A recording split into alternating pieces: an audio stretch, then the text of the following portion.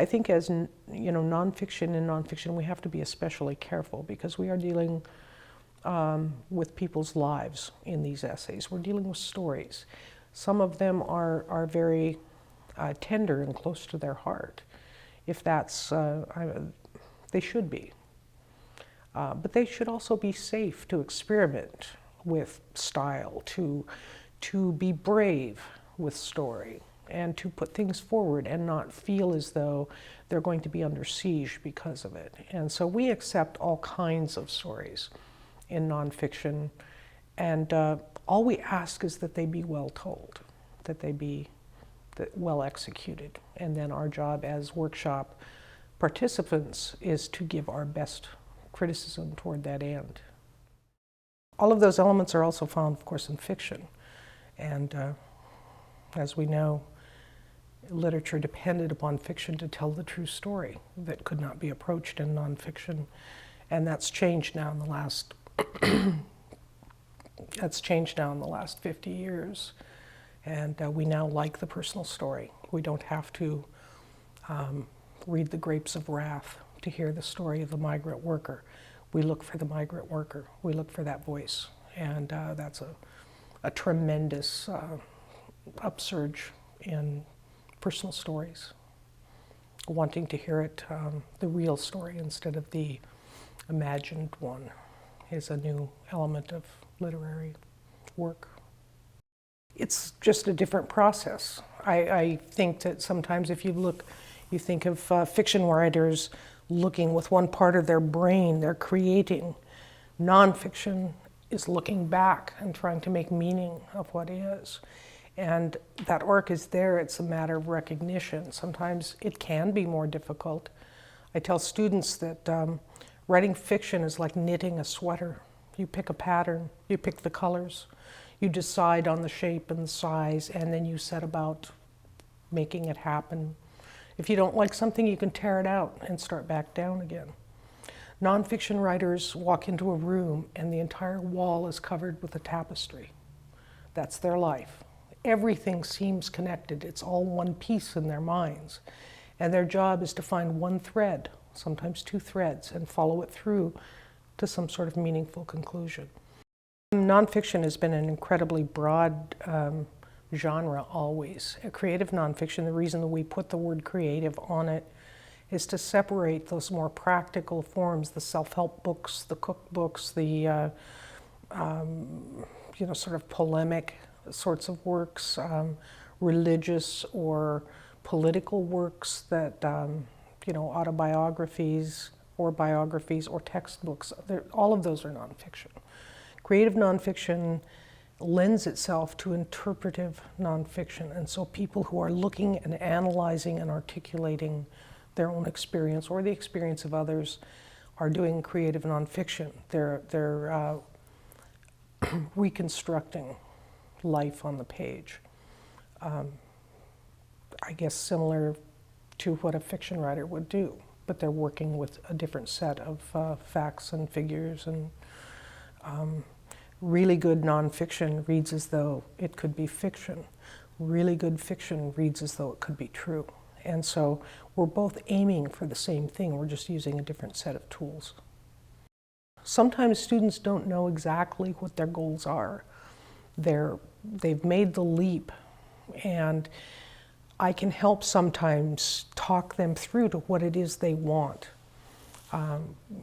what they want to achieve. And once they know that, then I can help them find ways of achieving it, or rediscover another way, or part of their process. I become part of their process. So I would say my first role or goal as a mentor is to understand where the student exists now on this, the line of writing ability, the understanding of their own project or their own goals as a writer, and to make sure that they're clear and ready to move forward. No class of students starts at the same level. Everyone, some people have more practice writing, some people are more well-read, some people are 20 years older than everyone else. They have the benefit of life experience.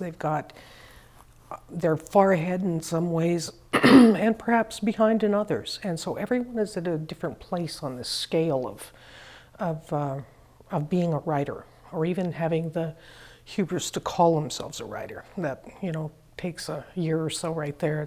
They kind of shift their eyes sideways and say, well, I'm a student. Nah, you can be a writer. You can be a writer. All you have to do is write. And if you're not exceptionally good at it right now, or if you have flaws, you get better only by writing. That's how you do it. And so you just have to keep after it. I learned that precision counts. It matters to be precise in your language choice, to know the difference between those,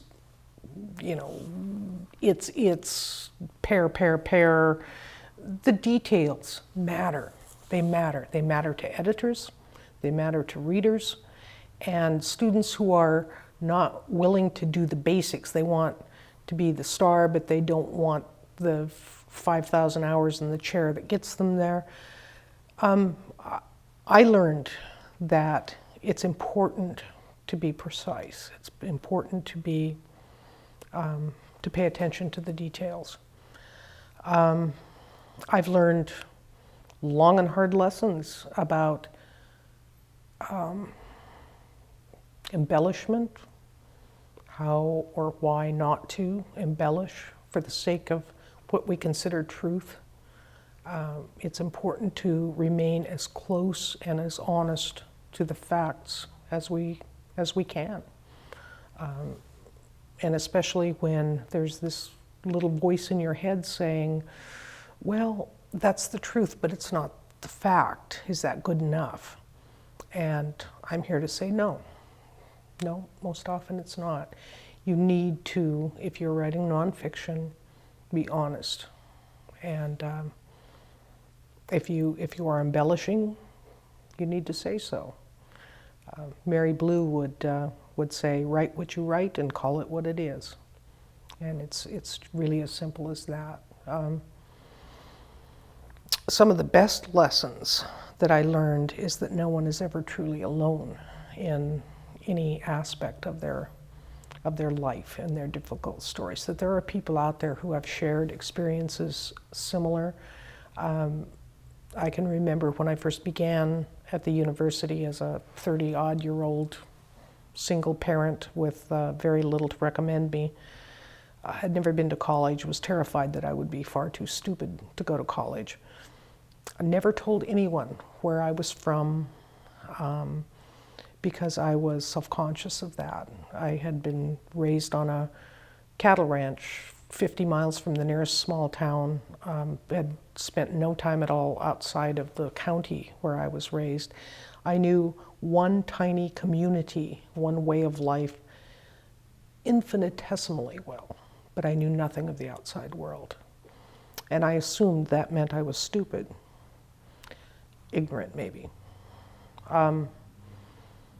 What I discovered is that that microcosm of life extrapolates, that knowing what I knew of human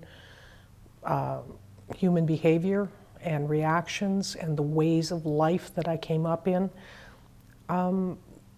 gave me sort of an inside edge when it came to analyzing and interpreting and talking about life in all sorts of ways. I didn't have to have been to Europe to write about what I was writing about. It didn't matter. And I think it's important that people understand that their stories are, that we are connected through our stories. That stories are incredibly important to us. It's how we learn to understand ourselves, and it's how we learn to understand others. That we communicate. What lasts in the end is stories. That's what we have. It's what we pass on.